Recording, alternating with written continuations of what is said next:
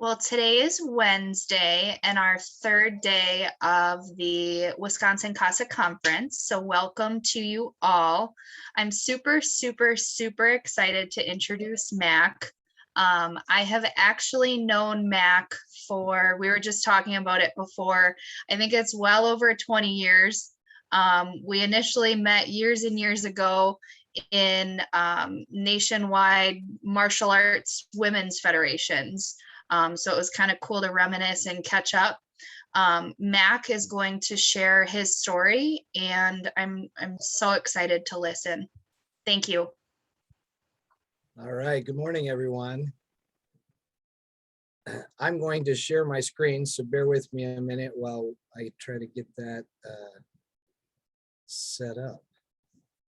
All right. So, as Kelly said, I have a long martial arts background, which is why I got that title, the Gender Sensei.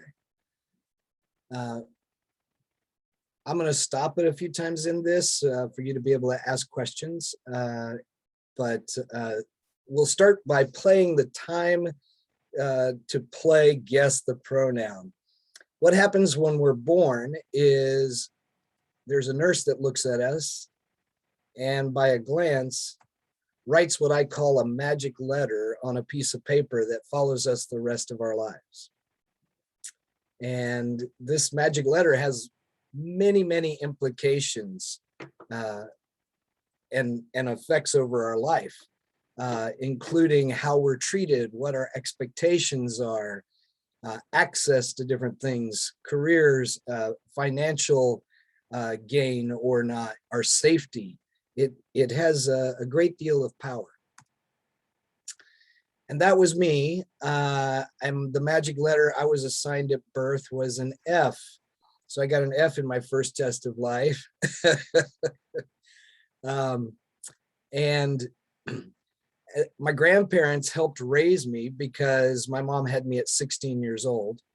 And so my grandfather and I, this was our favorite show. Some of you may remember this or have seen reruns on Nick at Night if you can't sleep. This guy's name was Matt Dillon, the sheriff. And Papa and I watched this show like every single week together. And at a very young age, I started dressing up like him. I wore jeans and cowboy boots and a cowboy hat and even had a little sheriff's badge and 6-shooters.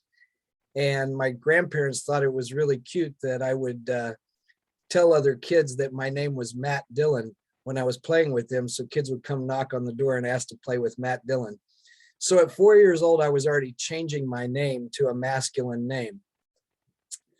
I didn't know what to call what I was feeling, but I just knew that I was masculine and my given name didn't fit me. And then as I got a little older, I think I was around 11 or 12, my grandmother was watching TV one night and I was in the living room with her. And this lady, Marlena Dietrich, had a TV special, primetime TV special. And she was a fascinating character and someone that is very important in LGBTQ history. She's from Germany, so she was a German actress and singer, and she was very out about being bisexual back when it was not okay and not cool. But she was so famous and so celebrated that she got away with a lot of things. And she would also really play and blur gender lines. So she's the first woman to ever kiss another woman on the big screen in a movie. And one time she would come out dressed as a beautiful leading lady in a ballroom gown and sing, you know, a gorgeous song, and her hair would be just perfect and everything. And the next time she would come out in suits or in a military officer's uniform. And she just really, she really blurred those lines. And that was the first time living, I grew up in the South in the Bible Belt. And that was the first time that I saw someone blur those lines like that. And I never forgot her. I was mesmerized by her.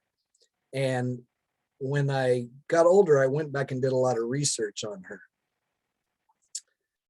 So this Matt, was, I'm sorry to jump in. Can you switch the screen that you're showing? Because right now we can't see your slides. oh, you can't? No. Huh. Okay. I'm not sure. Switch it to, okay. Interesting. We were reminiscing too much, I suppose. Huh. Well, it said I could share my screen, but you didn't see any of it? Mm-mm. Interesting. So it's not allowing me to share the screen.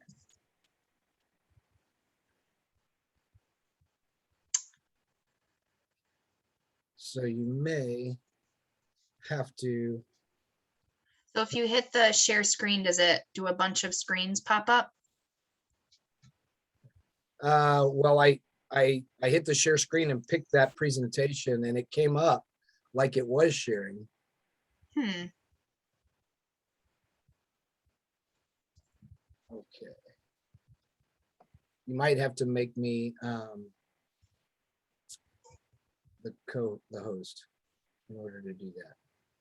Yeah, so if I give a participant permission, you should be able to share. Okay.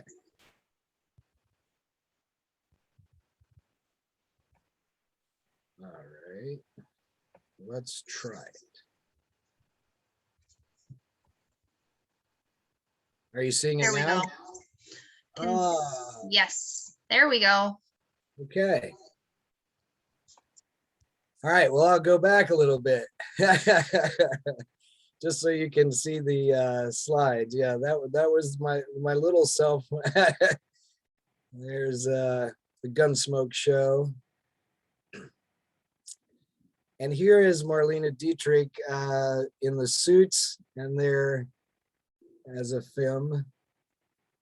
As you can see, she really played with that, all of that. So yeah, so then growing up in the South, it was quite challenging. I grew up in the Bible Belt in the Southern Baptist Church, and there wasn't a lot of room really in those areas for variation from traditional gender roles. And although I was allowed to run around in my cowboy boots and jeans and sheriff's badges for a while, so enjoyed that. My grandfather taught me how to drive the tractor and garden and do all that. So I got some outlet. And then at 6 years old, I found what I would call my soulmate, which is the martial arts. So I was a little kid that loved to watch Kung Fu theater on Saturdays. I'm sure other people have done that, and loved, you know, all those movies on the weekend. And then my elementary school offered a little after school karate class, and I signed up and never looked back. So literally from 6 years old, I started, you know, training at the dojo all the time. They literally had to kick me out every night and send me home. And this is my 51st year as a martial artist. So I've been doing that steadily since 6 years old. And I started winning a lot of championships as a teenager. And then I won the US fighting title at 17, the US lightweight fighting title. And then I got an opportunity to travel and compete internationally. So that really changed my life and gave me a bigger view of the world. Because then I was going to places like France and Italy and you know, just traveling all over the world to compete in Japan and seeing people from all kinds of different backgrounds. And so, like, I ate this stuff up. So I was the Christian karate champ, you know, all-American girl next door. And I carried that, you know, for a long time. And it was really, of course, I kept inside the fact of what I had felt since I was younger, that I was more masculine, but I didn't see any way to do anything different for many years. And one thing that happened was at the time, the Olympic Committee, because I was on the US karate team, and they would have not allowed me to compete had I started medical transition earlier. I happen to have really, really good genetics as an athlete. So I was able to compete at an international level from the time I was 17 till the time I was 39. And at 39 years old, I was the oldest one on the US karate team, male or female at the time. And they called me the grandparent on the team. And I won 2 medals in the world championships at 39 years old. And, you know, some people on the team were 18 and 19. And I looked at my watch and I went, you know, winning 2 medals at 39, being the oldest one, it's a good time to retire from competition. And so I retired at 39, still coach. I've coached 59 national champions and 29 junior Olympic champions. So they will allow me to coach and referee and, you know, after I started medical transition, but not to compete at the time. So yeah, this gives you a little background. And I owned a commercial dojo in Florida for 25 years. And then in 2008, I moved to Seattle from the South. And the reason I moved to Seattle was because there is a thriving community here, LGBTQ plus community. There are medical professionals that know what they're doing with trans medical care. And there's people I can talk to that have been through this process. So I had retired then and moved here and found community and people to walk me through, because as an athlete, I was very in tune with my body, and I wanted to do this in a very healthy way.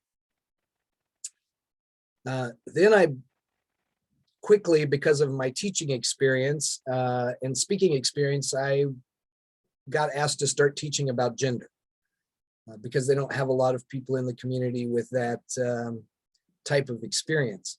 And then I got appointed by the mayor, the middle picture there, I'm speaking at City Hall. I got appointed by the mayor to be co-chair of Seattle's LGBT Commission. I also, in my spare time, ran for office in 2017 and was the first trans person to make it on a ballot in Washington State, which was a really interesting experience because the world of politics here in the Seattle area is very different than what I'm used to in the South. So it was quite the learning experience, but I met a lot of amazing people, and who knows, may run again in the future. Some of you may have heard of the singer Melissa Etheridge. She endorsed my campaign and gave me a permission to use one of her songs as my campaign theme song. You know, there are many people in the world that think people that are different like me don't contribute or can't contribute to society. And this is a quote I gave about that. The way we debunk that is by contributing to society, living our lives, being our best selves. So any question about my journey? Any questions about that?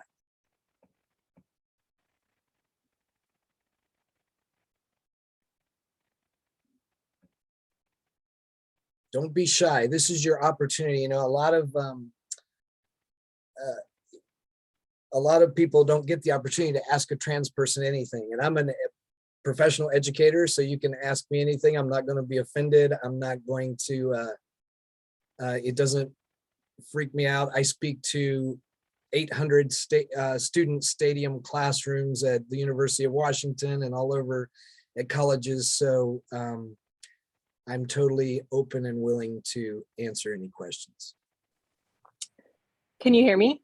Yes. So my sibling is experiencing their journey, and right now they're in a very just back and forth. Some days they're feeling very feminine, some days very masculine. As when you were in that phase, did you prefer that people kind of ask how you were feeling that day, or did you how do you deal with someone that's going back and forth and referring to them to pronouns that are maybe ever changing? And is that a good question? I don't know exactly what I mean there, but hopefully I think where I'm going. Yeah, thanks for your question. I didn't really ever fluctuate back and forth. Like I really am one of those people that knew how I felt inside since I was little. And in fact, in kindergarten, I would go get in the, you know, how they separate in lower elementary school, the kids by gender. A lot of times you boys line up over here, girls line up over there. And I would go get in the boys line, and my teacher would take me by the hand and put me over in the girls line. And then when she wasn't looking, I'd go back over and get in the boys line. And she kept putting me back in the girls line. And I'm just grateful that I'm not the type of person that internalized that as it's just not how my brain works, as that something was wrong with me. I thought that my teacher just isn't smart enough to get it. And That's so great. Yes. I understand that, you know, not all people are going to get it. But now we're in a world where we can talk about these things more openly, and people are exploring the spectrum of gender. And when somebody does that, usually they use they, them pronouns. And it is a spectrum. Like, if I'm going to use the word cis, which means your mind and your body align with the sex you were assigned at birth. Cis is the word CIS, which will come up in the presentation later, which in science it means same or matching. Trans means opposites in science. So it means how you feel inside doesn't match the sex you were assigned at birth, it's opposites. So now that many people are understanding that gender, like sexuality, is a spectrum, it's not just black or white, it's not this binary system that we're looking at on the screen. It is a total spectrum. If you think about all cis women in the world, they don't all present feminine in the same way, right? Femininity isn't presented in the same way. It's a spectrum. Like, I have an aunt that can fix anybody's car, right? But I also, over here, I have an aunt that wouldn't leave the house without her makeup done just right. So there's a lot of different ways people are feminine, right? And it's the same thing with masculinity. It's all a spectrum. And so, you know, I just say, as people feel the freedom to explore that, your sibling is exploring that, just, ask. You know, I would definitely say asking, how are you today? What pronouns would you like me to use today? And let them enjoy the exploration of that. I like that term. Enjoy the exploration. I'm into that. Yeah. Thank you. The binary system, you know, always wants to make us feel like there's an opposite. And our world works on a lot of binary systems: gender, sexuality, straight or gay, right? And yet we know now that there's a lot of in between. And everything, you know, the haves, the have-nots, they always want to make us think there's this polar opposite. And that's really not the way it is. Most things are spectrums, right? So the word transgender means whatever doesn't fit into the gender norms of society at the time. So that's that leaves a lot of room. So a lot of people may be under what we would call the trans umbrella. And I'll go over that a little more in a minute. So this is just showing you that your gender identity is who you see yourself as inside when nobody else is in the room. It doesn't have anything to do with anyone else. It's how you feel inside. And of course, everything, all the messaging we've had and the modeling we've had around gender, they do influence that. Our sex assigned at birth is different from our gender identity. This is a biological thing assigned at birth. Gender identity is how we feel about ourselves inside. Gender expression is how we express our gender by how we dress, how we style our hair, our mannerisms, that type of thing. And that, of course, can be fun to play with and, you know, have a lot of fluidity as well. We kind of went over this: cis, the same, trans, opposites. Binary, something that has two parts. F to M means female to male transgender, M to F, male to female. And again, if you have any questions, feel free to jump in. The trans umbrella has a lot of different things that would fall under that umbrella of not fitting into the gender norms of society. And a lot of people have come up with new terminology like gender queer, non-binary, gender questioning, gender fluid. That's a newer term. Pangender, bigender. There's all these new terms out there, which I think is fun. And Two-Spirit has been around for a long time in the Native American community. And actually the Native American community and some other older communities have always celebrated people that would be considered transgender because they felt like they had a broader sense of wisdom because they saw things from both sides of the coin. Again, they were kind of acknowledging the binary of seeing both the feminine and the masculine, but it does give you a broader view of life. So this gives you a little more of what, if you were to define out what's the difference between gender queer and gender fluid, there's not a lot of difference, but one just does not conform to either male or female expectations. Gender fluid is someone who can flow and shift along the gender spectrum. So hopefully that helps you make sense of that a little better.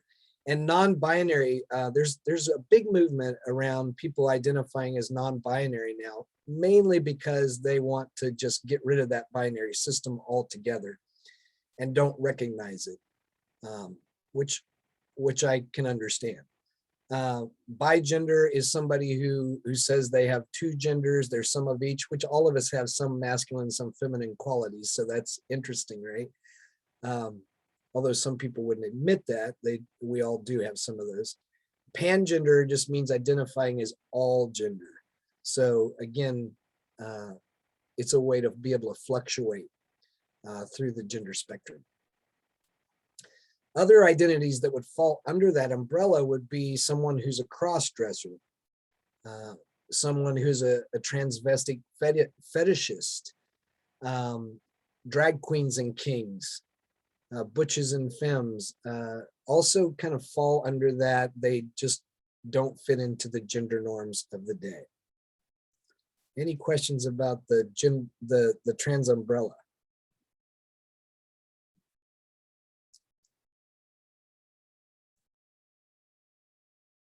All right, so in order to get medical treatment in the United States and in a few other countries as well, around being transgender, you have to be diagnosed with something called gender dysphoria, which means there's a distress about how you feel inside not matching your body and your presentation.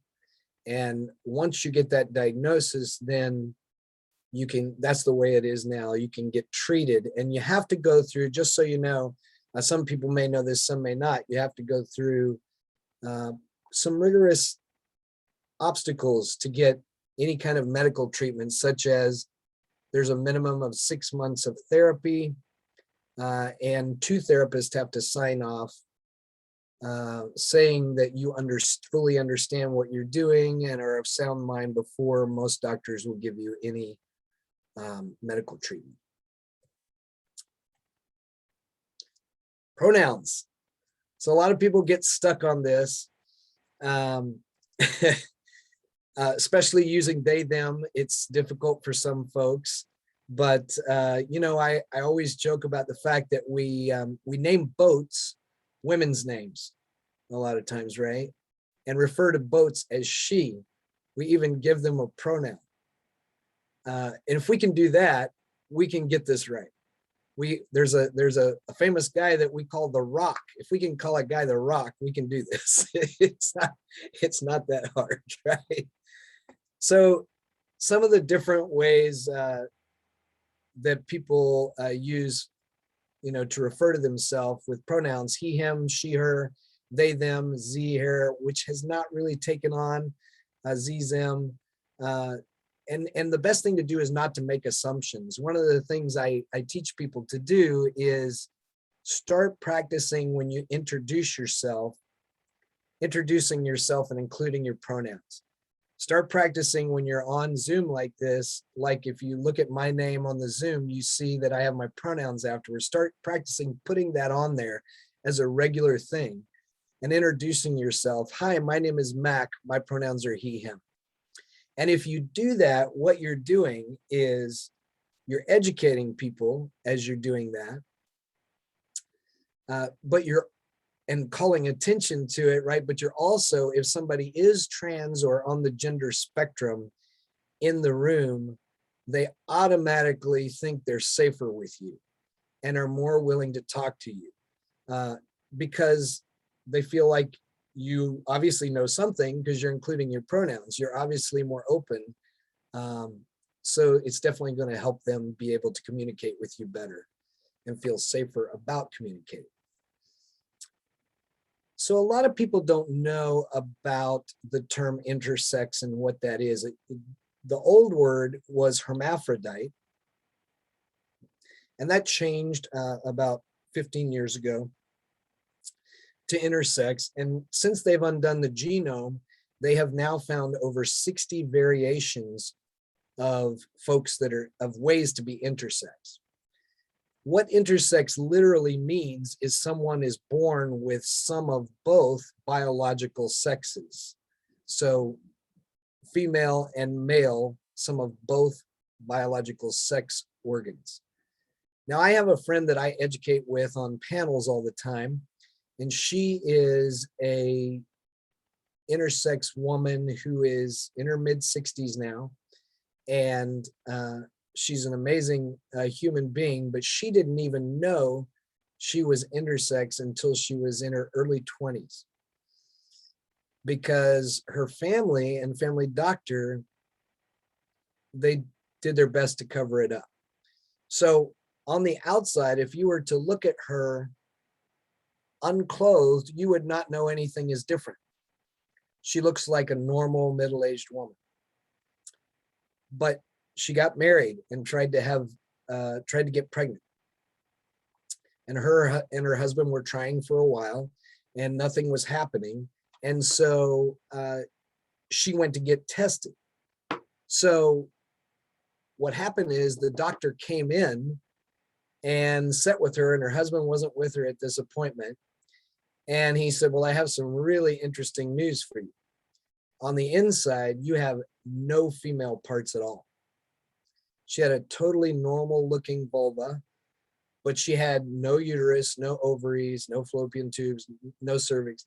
She had testes that had not descended. And so she had to go home and tell her husband this, who is a traditional Japanese man. And if you know anything about Japanese culture, lineage is very important in that culture. And so she went home kind of nervous about telling him, of course. And he gets home from work and says, you know, how'd your appointment go? And she says, well, I have some interesting news for you.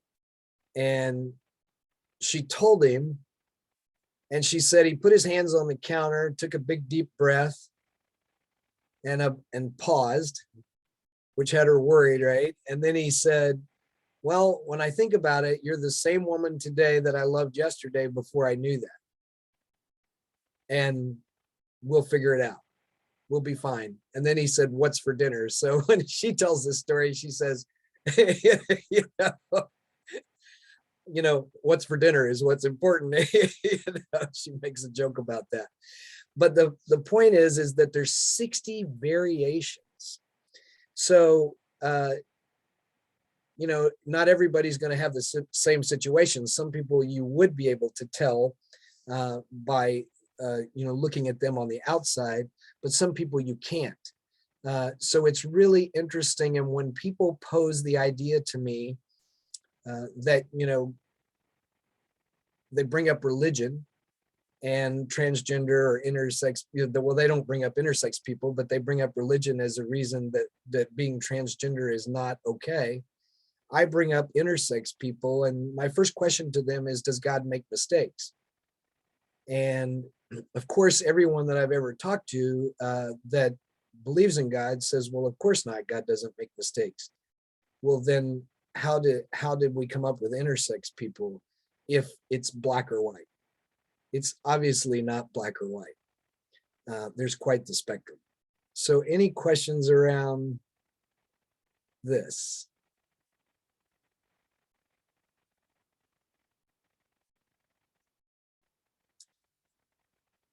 It just really goes to show that we don't have it all figured out yet. And what scientists that I've talked to that have been studying this say in 20 years we'll know a lot more, than we do now about this. So this slide is about there's no right or wrong way to transition.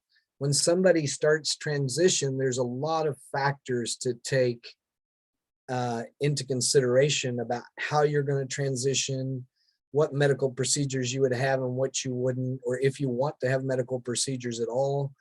So much of it has to do with your access, and a lot of people in the trans community unfortunately don't have a lot of support or a lot of financial means, so that is really limiting to them.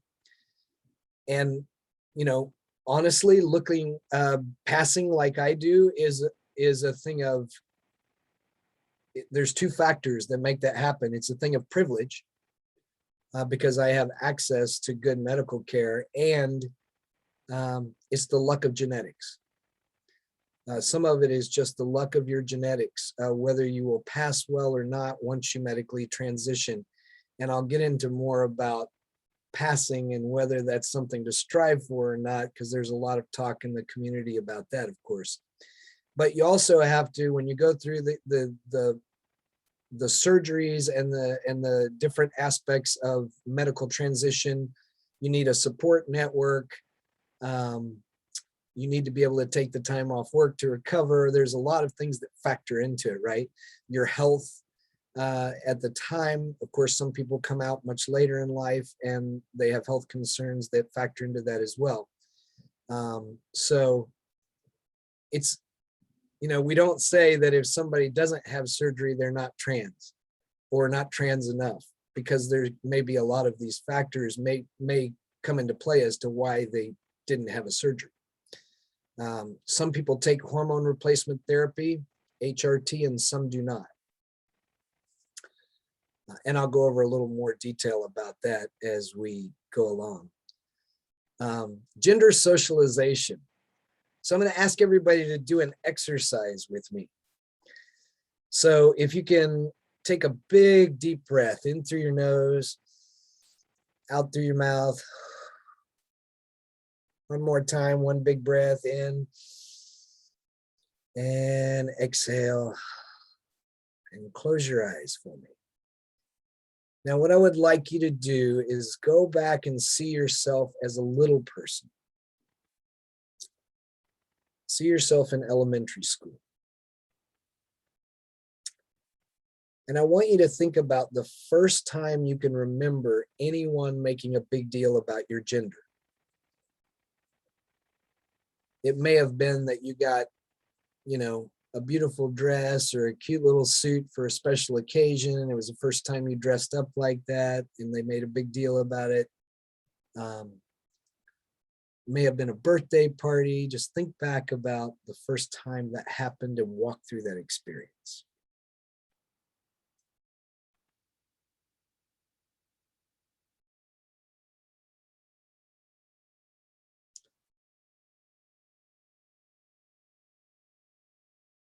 And when you're done walking through that experience, you can open your eyes. Now, I'd love for you to write down, if you have access to something to write down, a couple of words about how that made you feel. And was that experience a positive or a negative experience for you?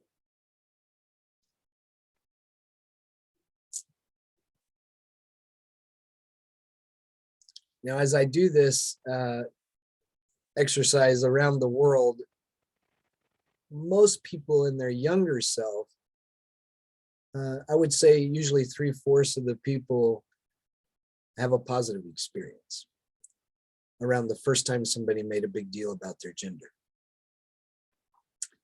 But now we're going to go into a different phase. So I'm going to ask you to close your eyes one more time. Take another deep breath. And now I want you to think about yourself in middle school, in puberty. And I want you to think about, or early high school. And I want you to think about when somebody made a big deal about your gender in that phase of life.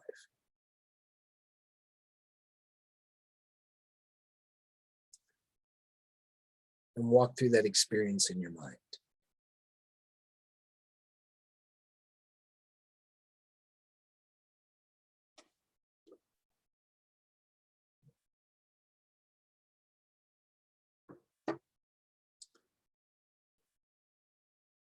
And when you're done, you can open your eyes.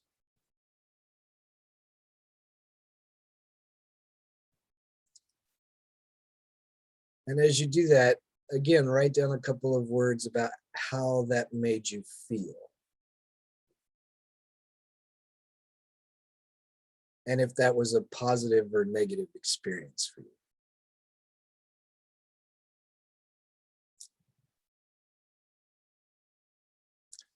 Now, this is an exercise when I do the puberty time period that it absolutely flips, that most people's experience is not positive anymore.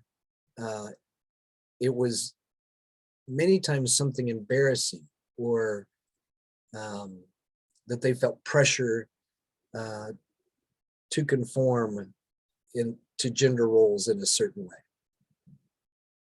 So it really starts changing those expectations, of course, as we get a little older. So it's about being conscious of the socialization we get around gender. And of course, that changes according to our lineage, like our family and how they were raised, and what, modeling they had around gender expectations. The community we live in, if we go to church, our school, the influences around us about how,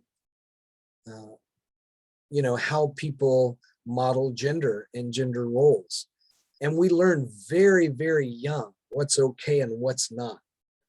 I mean, little boys start being told, boys don't cry at a very, very young age. So, and little girls get told, be like a lady or act like a lady very young. So it does depend, it does vary according to where you are, of course, where you grow up. So socialization creates expectations that we believe, because that's what we're taught, right? And so then there's all this societal pressure to fit into those expectations.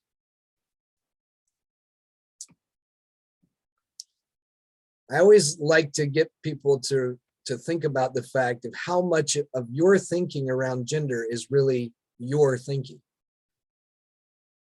To examine where your ideals and beliefs and perceptions came from. It's about being conscious, right?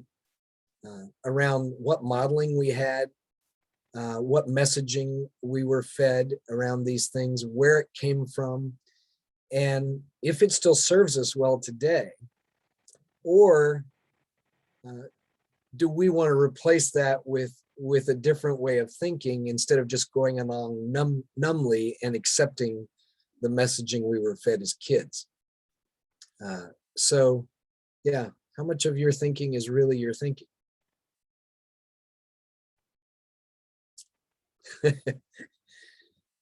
I always laugh about this, because yeah, how do you tell if a toy is for a boy or a girl? Well, you don't operate toys with your genitalia, so it really shouldn't have anything to do with with whether you're a boy or girl. It should have to do with whether the kid enjoys the toy. And this is just so silly, the way we separate these things and make kids think, like a color is for girls and this color is for boys and this toy is for, one or the other. It's really ridiculous, and it's capitalist marketing is what it is that we have fallen prey to. So what are typical gender traits? And, I'm just getting us to think about the messaging we had, right? Typical gender traits. Let's go back to that. So we think about certain jobs as, more for one gender than the other. It's really interesting because I'm writing a book on right now about this, and it's so interesting when you look at the job market and how skewed it is. Like, a lot of teachers are women, but if you look at other professions like engineers, it's such a low percentage. It's like under 15% are women, so still today. So there's a lot of thinking, that this is okay or this is not. And also, even the way school is, right, it leans toward boys are better at math, right, and girls are better at what they call soft skills. It still leans that way in the world of academia. So there's still so much work to do around this. HRT, which is hormone replacement therapy. I'm just going to go over really quick the effects that this has. And I have a lot of trans sisters that we talk about this all the time, the difference between the two of the effects that we get. So when you start hormone replacement therapy, you're going to be on it as a trans person the rest of your life. They don't give hormone replacement therapy to children. I think the youngest person I've ever heard of getting hormone replacement therapy is 17. Before that, 16 or 17 maybe, before development, you can be on something called hormone blockers, which just stop the development. After you have gone through puberty and have developed, hormone blockers won't do anything for you. So HRT is how most people start their medical transition. So for female to males, by the second shot, you will never have a menstrual cycle again. And I always get cis women that come up to me and say, where do I sign up for that shot? You're going to get this too later. But you'll also get muscle gain. Your voice will change quickly. It'll start changing quickly. You'll go through a second puberty is what you go through. So who wants to sign up for that? Genetic family male hair patterns. Your sex drive increases. Your energy level increases. Weight distribution shifts greatly. So literally just by hormones, FTMs, your hips narrow, your shoulders broaden, your neck thickens, your chest thickens, your feet get wider. Testosterone is a very, very powerful drug. Yeah, the shifts are just amazing just from the hormone replacement therapy. On the other side of the coin, male to females, they don't get as big of an outward effect from hormone replacement therapy. They do become more emotional pretty quick. I have friends that said they started crying at commercials. They lose muscle mass. Their skin softens. If they had balding areas on their head, they will get a lot of times some hair growth back. Sex drive decreases, energy level decreases, and weight distribution shifts. And health issues shift on both of these so if your family, females had a certain health issue, some of that is going to shift to you now, and the same on the F to M. If the men in your family had high blood pressure, you're going to be more susceptible to high blood pressure and so on. So it does change a lot of a lot of factors health-wise as well. Any questions about that?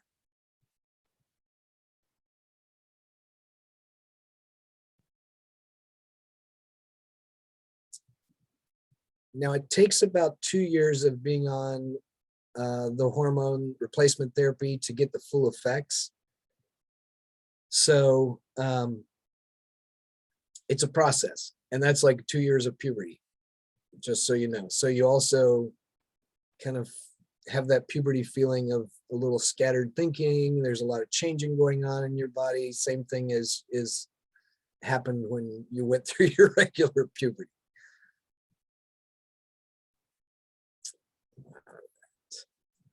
Surgical options. A lot of FDMs have top surgery, which is a double mastectomy, and that is a quite involved surgery. Hysterectomy. Some FDMs have bottom surgery, and the below there are the 2 types right now of bottom surgery. And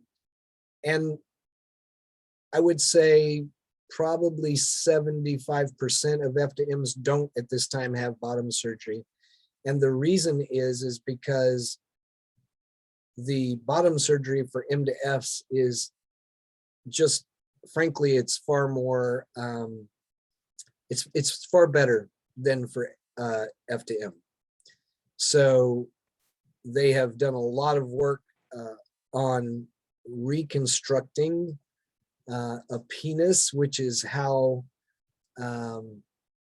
reconstructing people that were injured at war. And so that's how these surgeries even came about. And then they've transferred those surgery skills to help the trans community as well. But the surgeries for male to female, some people have voice and throat surgery because the hormones do not change their voice.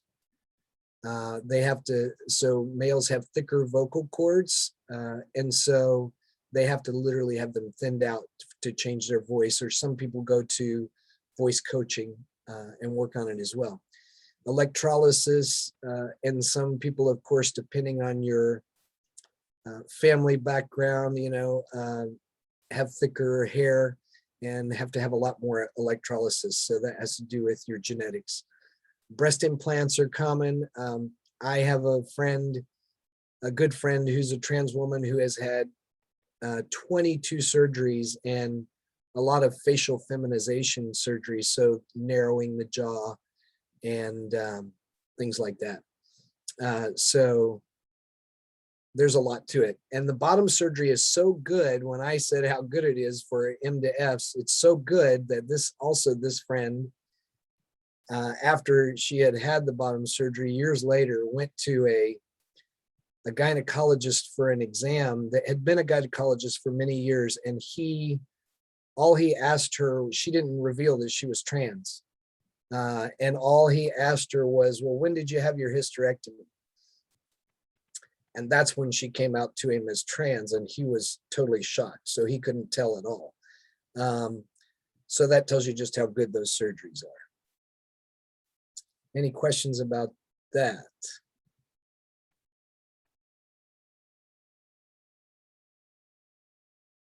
A lot of these, of course, have quite the recovery time. So it's very involved. So the intersectionalities of gender and sexuality, I think this is an important thing to talk about really quick, because I've had a lot of people ask, does it affect once you transition your sexual orientation? Well, for a lot of people, it does. It doesn't have to, but for a lot of people, it does. And I think that once I call it crossing the rainbow gender bridge. Once you do that, you don't look at the binary, right, in the same way any longer. So like I would consider myself pansexual, which means, or omnisexual actually, which means I'm attracted to a person not because of their body, not because of their gender, but because of their mind and their heart and their sense of humor and how they walk in the world, how they treat other people. And so it doesn't have anything to do with their gender. So yeah, it does change it for some people. There are people that stay the same, and there are people that really open up a lot more. Their sexuality opens up a lot more after going through this process. Any questions around that?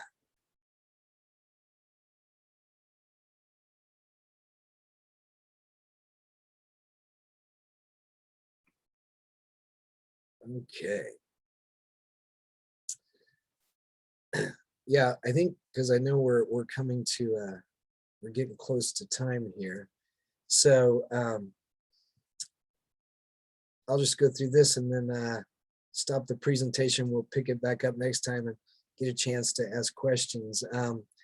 Things to say or not to say to a transgender or gender non-conforming person.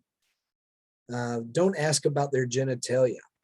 You would be, and you may think that that's funny that I need to say that, but you would be surprised.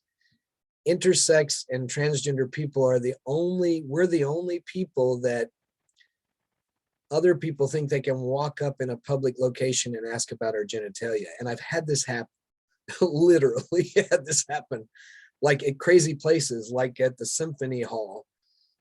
I've had people literally walk up and ask about my genitalia because they're curious. But there's an appropriate way, of course, to do that, and a not appropriate way. And if you don't know the person very well, that's just, you don't walk up to somebody in a restaurant and ask about that. But you can ask any questions about the stuff around the surgeries and the HRT, the effects of that, any of that now. This is your chance to ask. Don't use a person's, what we call in the community, dead name, which means their old name, without asking their permission. And if it's different if you knew them before they transitioned, but to most people, the happiest in this community, the happiest day of our lives is when we legally get to change our name. And the reason is because when you have gone for so many years being called a name that you didn't feel like represented you or fit you at all, it's you are so happy to it's like taking a weight off of you when you get rid of that. So most people, there are a lot of people in the community that never want to hear that name again. And so that's just a big thing of being respectful about that to people. And also some people struggle with acceptance within their family. There's some people that won't recognize, family members that won't recognize a person's new name, even if they get it legally changed. They're like just stuck, and it's just like a hard thing for people to deal with in their family. So one thing happened to me. I was teaching at a conference actually in Spain, and a lady, we were on a lunch break at this conference, and another lady came up and was talking to me around the table back when we used to do buffet things, right? Before the pandemic. And the lady was talking to me, and she's like, "Oh, I read some of your articles in the Huffington Post, about your transgender experience." And this other lady at the table overheard her and looked at me and said, and said this really loud where everybody in the room could hear, "What? You're transgender?" And I said, "Yes." And I'm, making the sandwich on my plate. I'm like, "Yes." She goes, "Well, congratulations, you fooled me." And I was just like, I'm not often speechless. And I was speechless for a good minute there, because I was like, congratulations. Like, I'm not trying to fool anybody. I'm just being myself. This is not about fooling anybody. It's just aligning with who I am inside. Anyway, yeah, that's not the best thing to say. Nobody's trying to fool you. Everybody's just trying to be comfortable in themselves. And unless you're really close to somebody, a lot of people, it's a very personal thing to ask people about surgeries, to say things like, "I bet it's difficult for you to date because you're transgender." Also, the word tranny is not cool. to use. It's just, it's a slang word. And so most people would take that in a derogatory way.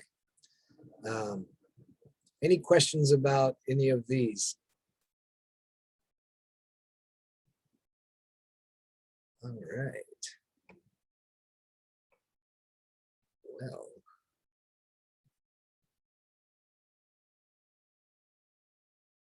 Okay. Thoughts, questions? Yes, it is inappropriate to so somebody put in the chat to ask about surgeries unless you're a close friend of someone's, and they've, you've talked more about their journey. Yeah, thank you. So don't be shy. Somebody has a question, Diane. Go ahead and unmute. Hi, thanks for your presentation. I have a question that is slightly politically bent, and I'm not meaning to be hostile, but to be contextual in today's world. You said that using pronouns to begin a meeting and invite everyone to share their pronouns or use them correctly is a way to provide a safe space for someone and to allow them to be comfortable in that environment. It strikes me that when one does that, at the same time, they're making other people uncomfortable. And so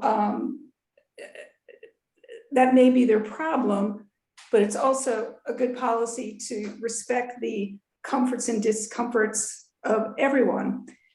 And I'm coming from this, I live in Virginia, where we just had an election that was heavily directed by cultural issues. And I'm sure you all know what I'm talking about. This, in fact, was race-based, but it tapped into cultural, fears. And so I'm wondering, as we move forward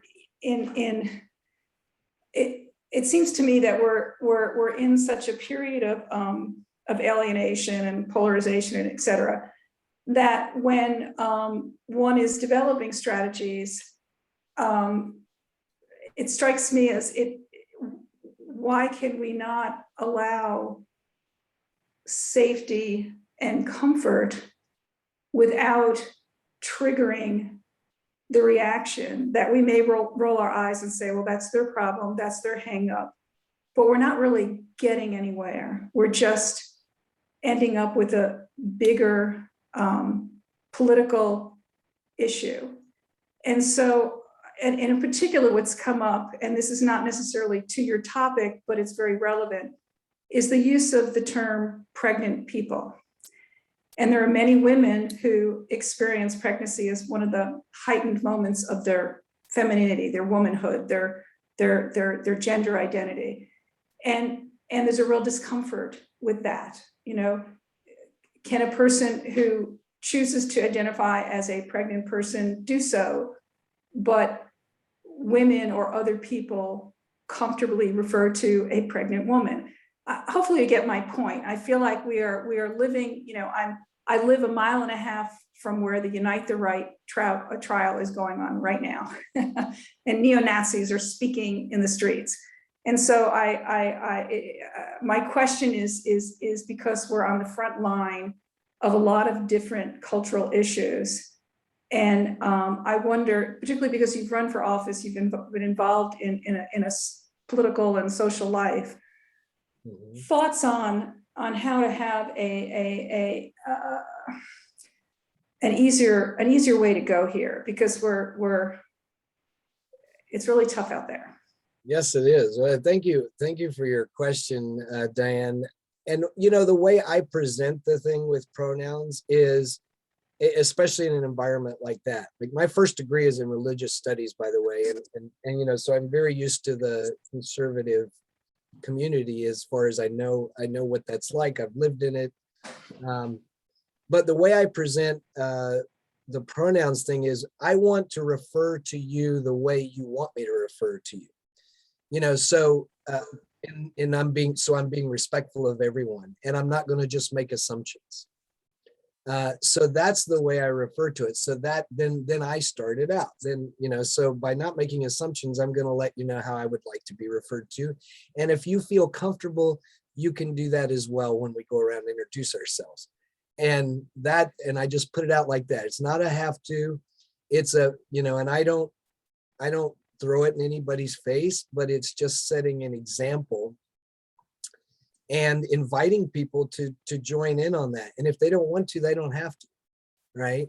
But when you present it in a way that I want to be respectful and refer to you the way you want to be, like I have friends that their given name is one thing, but they don't like to be called their given name. They have a nickname. And, like I have a friend that she goes by SJ. She doesn't like to be called her full name, and of course, everybody calls her SJ. Nobody questions that. Right. And so it's the same thing. It's no different than that.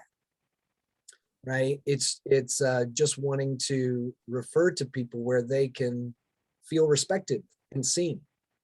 And that's all. And I think it's the way you present it. I don't get one thing I've learned to do, especially in the public life I've had, because I was a very public person before transition.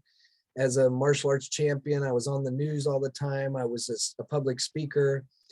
Is I knew that my transition would be a very public thing. So I don't get my feathers ruffled if somebody doesn't understand or says something that is not very kind, because I know it's not about me personally. It's about the fact that they don't really understand this and haven't had much exposure to people that are transgender. About 5 years ago, the Huffington Post said that more people in the United States of America claim to have seen a ghost than have ever knowingly, and I added the knowingly, the Huffington Post didn't say this, than have ever knowingly met a transgender person in person. So that's about exposure, right? That if you don't understand things you've never really been exposed to. And the only way that the opinions changed on gay marriage was because gay couples came out to their neighbors and the people they worked with and the people they went to school with, and people started to see, well, their love story is very similar to my love story. Love is love, right? So that's how the majority of opinions changed, but it took years of that. And we're not there yet with the gender thing.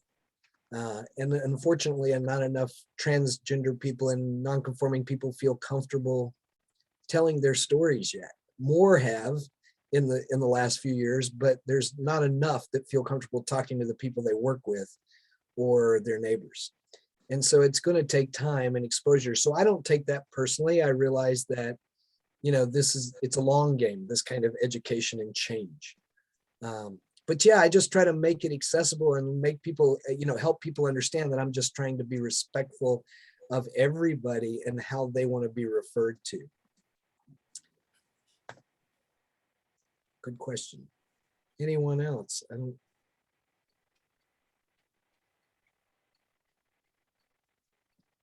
other thoughts or questions?